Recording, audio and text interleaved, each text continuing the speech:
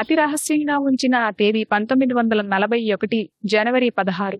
దానికొక 2 రోజులు ముందుగా తను కొన్ని రోజులు ఏకాంతంగా ఉండబోతున్నానని సుభాష్ చంద్ర తన కుటుంబ సభ్యులకు తెలియజేశాడు. ఆ రోజులలో తను ఎవ్వరికీ కనపడనని, ఎవరితోనూ టెలిఫోన్ ద్వారా కూడా మాట్లాడనని చెప్పాడు. కాగా ఆయన గదిలో తెరలు ఏర్పాటు చేశారు. ఆ గదిలో తెరల సహాయంతో చిన్న చిన్న గదులు ఏర్పడ్డాయి. ఒక తెర కింద సుభాష్కు వంట మనిషి ఆహార పానీయాలు అందించేందుకు వాడిన పళ్ళెం, గ్లాసు వగైరాలు ఆ వంట మనిషే మరునాడు తీసుకుని వెళ్లిపోయేటట్లు ఏర్పాటు జరిగాయి. ఒక నిర్ణీతమైన రోజు రాత్రి ఆచార ప్రకారం సుభాష్ చంద్రుడు తన అమ్మ ఇంకా తన కుటుంబం ఆయన ఇతర కుటుంబ సభ్యులతో కలిసి విందు ఆరగించాడు. వారితో దాదాపు అందరూ నిద్రకు ఉపక్రమించగానే ఇంటి నుండి వెళ్లిపోవటానికి సుభాష్ ఏర్పాట్లు చేసుకోవటం ప్రారంభించాడు. సుభాష్ ఏకాంతంలోకి వెళ్లిపోతున్నాడనే దొంగ కథను ప్రచారం చేయటానికి ఇలాకు తోడుగా సుభాష్ అన్నల కుమారులలో మరో ఇద్దరికి ఆ కథను తెలియజేయాలనే నిర్ణయం జరిగింది. శిశిర్ ఆ రాత్రి 9 గంటలకు తన జర్మనీ వాండరర్ కారును తీసుకొనొచ్చాడు. సుభాష్ పెట్టెల మీద పెద్ద పరిమాణంలో ఎంజెడ్ అనే అక్షరాలను రాయించారు. అక్కడ ఏంటో జరుగుతూ ఉందనే అనుమానంతో వారి కుటుంబ సభ్యుల్లో ఒకరిద్దరు అక్కడే తారసపడుతున్నారు. సుభాష్ మరికొంచెం సేపు ఓపిక పట్టాడు. అర్ధరాత్రి దాటింది. సమయం 1:30. క్యాలెండర్ తేదీ మారింది. అది 1941 జనవరి 17వ తేదీ. పోలీసులు కనిపించడం లేదు. వీధులు నిర్మానుషంగా ఉన్నాయి. శిశిర్ కారును ముందుకు నడిపించాడు. సుభాష్ తన ఇంటి నుండి వెళ్లిపోయాడు. సుభాష్ ముదురు గోధుమ రంగు షేర్వానీని, వదులుగా ఉన్న పైజమాను, ఊలు దారాలతో అందంగా ఉన్న ఐరోపా పాదరక్షలను, ఆస్ట్రకాన్ బొచ్చు టోపీ వంటి టోపీని ధరించి ఉన్నాడు. ఇంటి నుండి బయలుదేరిన తర్వాత మామూలు దుస్తులలో పోలీసులు ఎవరైనా ఆ ప్రాంతంలో ఉండి ఉంటే వాళ్లను తప్పుదారి పట్టించటానికి శిశిర్ కావాలనే కారును దక్షిణం వైపుకు తిప్పాడు.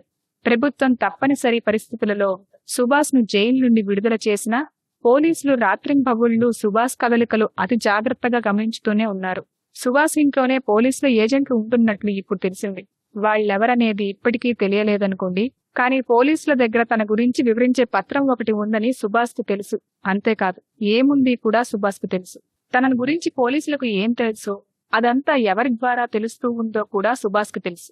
ఆయన నమ్మకస్తుల ద్వారా పోలీస్ ఫైళ్లలో తనను గురించి ఉన్న పత్రం తనకు వచ్చింది. సుభాష్ దానిని ఒక రాత్రి జాగ్రత్తగా చదివి మర్నాటి ఉదయం దాని యథాస్థానానికి అది చేరే ఏర్పాటు చేసుకున్నాడు. ఆ రాత్రి పిండ ఆరబోసినట్లు వెన్నెల కాస్తూ ఉంది. Shishir car grand truck road మీద నడుస్తూ ఎత్తెక్కుతూ ఉంది.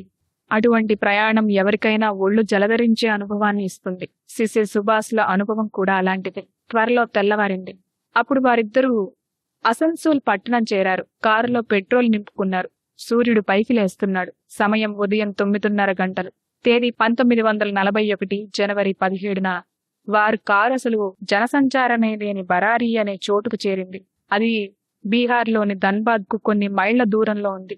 అక్కడ శరత్చంద్రుని కుమారుడైన అశోక్ కుటుంబ సహితంగా ఉంటున్నాడు. శిశిర్ తన బాబాయిని రోడ్డు మీద అశోక్ బంగ్లాకు ఓ 1/2 మైలు దూరంలో వదిలి తన కారును అశోక్ బంగ్లాకు ఉదాసీనంగా నడిపించాడు. వెంటనే బాబాయి మారువేషంలో వస్తున్నాడని అశోక్ చెప్పాడు. కొంతసేపైన తర్వాత సుభాష్ అక్కడికి ఒంటరిగా చేరాడు.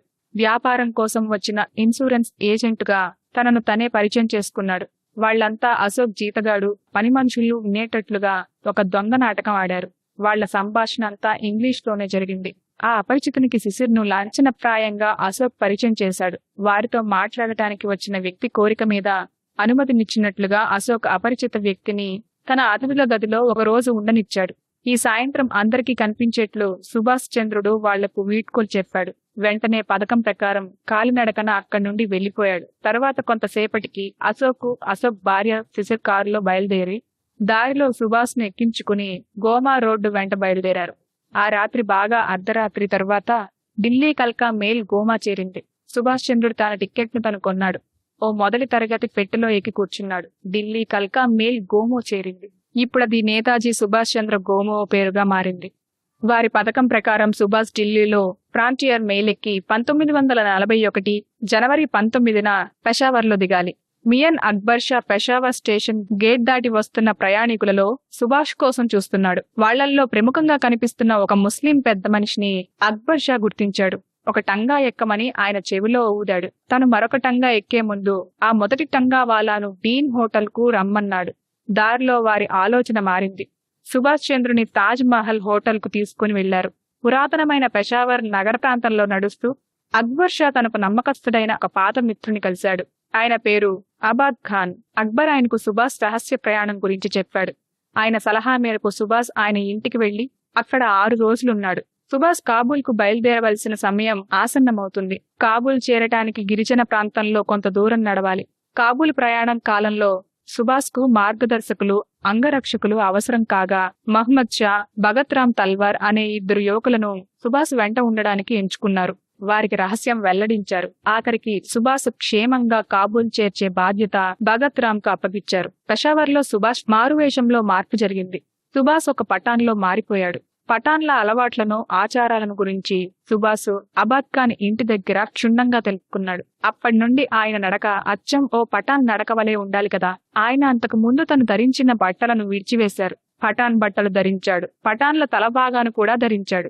అప్పటి వరకు ఇన్సూరెన్స్ ఏజెంటుగా ఉన్న సుభాష్ భగత్ రామ్ గారి మూగ చెవిటన్నయ్యాడు. భగత్ రామ్ ఆ అన్నను ముందుగా ఒక పుణ్యక్షేత్రానికి తీసుకుని వెళ్తున్నాడు. చివరికి ఆయనను కాబూల్ తీసుకుని వెళ్లి అక్కడ వైద్యం చేయించుతానన్నట్టు భగత్ రామ్ ఒక కథను అల్లాడు. తేదీ 1941 జనవరి 26 ఉదయం. భగత్ రామ్, మహమ్మద్ షా ఒక మార్గదర్శకుడు వెంటరాగా సుభాష్ చంద్రుడు కారులో ఆఫ్రిడీ గిరిజన ప్రాంతం సరిహద్దుకు బయలుదేరాడు. అబాద్ ఖాన్ ఆ కారుని ఏర్పాటు చేశాడు. ఇదిలా ఉండగా పథకం ప్రకారం సుభాష్ కలకత్తా నుండి అదృశ్యమైపోయినట్లు ఆయన కుటుంబం ఆయన అదృశ్యమైన రోజునే ప్రకటించింది. ఆ ప్రయాణీకులు ముగ్గురు గిరిజన ప్రాంత సరిహద్దుకు 1 ఫర్లాంగు దూరం నుండి మాత్రమే నడవడం ప్రారంభించారు. సుభాష్ చంద్రుడు ఆఫ్ఘనిస్తాన్ చేరటానికి ఎన్నుకున్న మార్గం చాలా దగ్గర మార్గమే, కానీ అతి కష్టమైంది. అది యాత్రికుల సాంప్రదాయబద్ధంగా వాడే మార్గం కాదు. అంతకు పూర్వం విప్లవకారులు ఎంచుకున్న మార్గం కూడా అది కాదు. కాగా సుభాష్, ఆయన మిత్రులు నిలువుగా ఉన్న పర్వతాలను ఎక్కవలసి వచ్చింది. మంచుతో కప్పబడిన పర్వత ప్రాంతాలను దాటవలసి వచ్చింది. ఆ మార్గంలో అలాగే ముందడుగు వేస్తూ ఆఫ్ఘనిస్తాన్లో ప్రవేశించక ముందు ఆ యాత్రికులు ముగ్గురు చిన్న చిన్న గ్రామాలలో 2 రాత్రిళ్లు విశ్రాంతి తీసుకున్నారు. తర్వాత జనవరి 28న అర్ధరాత్రి దాటిన తర్వాత వారు మొదట ఆఖాన్ గ్రామంలో ప్రవేశించారు. సుభాష్ చేత మిగిలిన ప్రయాణాన్ని అలసట లేకుండా పూర్తి చేయించటానికి ఆయనకు ఒక కంచరగాడిద ఇచ్చారు. కానీ ఒక పల్లంలోకి దిగుతూ ఉండగా మంచుతో కప్పబడిన రాతి నేల మీద ఆ కంచరగాడిద జారిపడింది. సుభాష్ చంద్రుడు కూడా పడ్డాడు. తర్వాత 2 రోజుల పాటు ఆ పల్లెటూర్ల కాలినడకల వెంట కొంత దూరం నడిచి వాళ్లు గాడ్డీ అనే గ్రామం చేరారు. అది పెషావూర్, కాబూల్ రహదారిలో ఉంది. వాళ్లు కాబూల్లో ప్రవేశించిన తర్వాత వాళ్ల మార్గదర్శకుడు వెనక్కి వెళ్లిపోయాడు. అప్పుడు సుభాష్ వెంట భగత్ రామ్ ఒక్కడే ఉన్నాడు. వాళ్లకు ఒక తేయకు పెట్టేలా బండి కనిపించింది. ఇద్దరూ ఆ బండిలో ఎక్కి ఆ గతుకుల రహదారి వెంట పైకి వెళ్లి ఆ రాత్రి 10 గంటలకు జలాలాబాద్ చేరారు. అక్కడ ఒక ముఖ్యమైన రాజకీయ కార్యకర్తతో సంబంధం ఏర్పరచుకున్నారు. ఆ కార్యకర్త పేరు హాజీ మహ్మద్ అమీన్. 1941 జనవరి 30వ తేదీన వాళ్ళిద్దరూ ఒక టాంగా ఎక్కి కాబూల్కు బయలుదేరారు. దారిలో ఒక లారీ ఎక్కి మరుసటి ఉదయం బట్కాన్ అనే పేరు గల చెక్ పోస్ట్ కు చేరారు. అక్కడి నుండి టాంగాలో బయలుదేరి ఆ ఉదయం అనగా జనవరి 31 ఉదయం 11 గంటలకు కాబూల్ చేరారు. కాబూల్కు వాళ్ళిద్దరూ అపరిచితులే. ఏదైనా సత్రం దొరుకుతుందేమోనని ఆలోచించారు. అన్వేషించగా లాహోరీ గోడు దగ్గర ఒకటి దొరికింది. అయితే అది మనుషులు ఉండదగింది కాదు. కానీ మరొక ప్రత్యామ్నాయం లేదు. తీయని తేనీరులో ముంచిన రొట్టె ముక్కను మినహా వాళ్లకు తినడానికి మరేదీ దొరకలేదు. సుభాష్ చంద్రుడు బ్రిటిష్ పోలీసుల బారి నుండి తప్పించుకున్నంత మాత్రాన ఆయన కష్టాలంతం కాలేదు. నిజానికి ఆయన కష్టాలు అప్పుడే ప్రారంభమయ్యాయని సుభాష్ గ్రహించాడు. తరువాత 45 రోజుల పాటు సుభాష్ చంద్రుడు ఎంతో అలసటకు గురయ్యాడు. నివాసయోగ్యం కాని పరిసరాలు, బ్రిటిష్ ఏజెంట్లో, బ్రిటిష్ పోలీసులో ఏదో ఒక నిమిషంలో తనను గుర్తుపట్టేస్తారని భయం. సుభాష్ చంద్రుని గమ్యం ఐరోపా మధ్య ప్రాంతం. ఆయనున్నది కాబూల్లో. కాగా ఆయనకు ఆయన గమ్యానికి మధ్య సోవియట్ రష్యా ఉంది. అప్పటికే మాస్కోలో ఉన్న పంజాబ్, కిర్గిస్థాన్ పార్టీ ప్రతినిధుల ద్వారా సోవియట్ రష్యాతో సంబంధాలు ఏర్పరచుకోవటానికి సుభాష్ చంద్రుడు ప్రయత్నించాడు. కనీసం సోవియట్ ప్రభుత్వంతో ఒక తాత్కాలిక ఏర్పాటును చేసుకోవాలని కాంక్షించాడు. కానీ ఏమీ వాస్తవ రూపం దాల్చలేదు.